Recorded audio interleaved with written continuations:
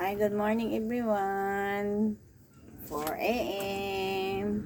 Ang gagawin natin ngayon, tayo magmaligam-gam na tubig muna tayo. Kagigising lang natin.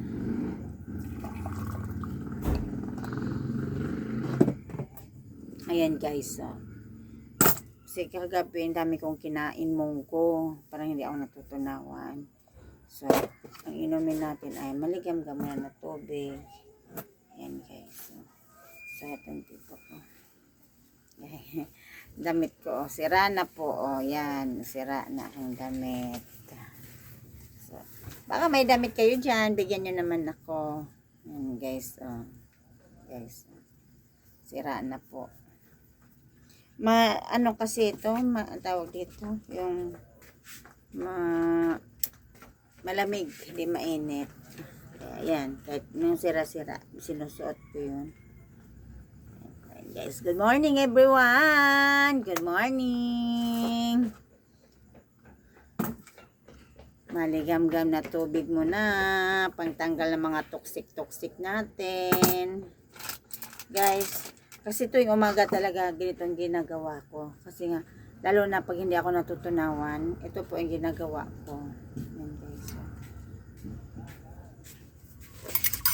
Ilong natin. Ayun nga guys. Kasi nga, kagabi, hindi ako natunawan ng munggo. Gusto kong uminom na ako ng isang, tawag dito, yung tsaa. Hindi pa rin. Kaya ngayon, mag-antay na maligam-gam na tubig. Tuwing umaga guys, maligam-gam na tubig kayo. Ganito tuwing umaga. Kasi yung ginagawa ko. Nawawala rin naman yung mga kabag-kabag ko. Nawawala yung mga kabag-kabag ko pag ito yung lagi ininom ko.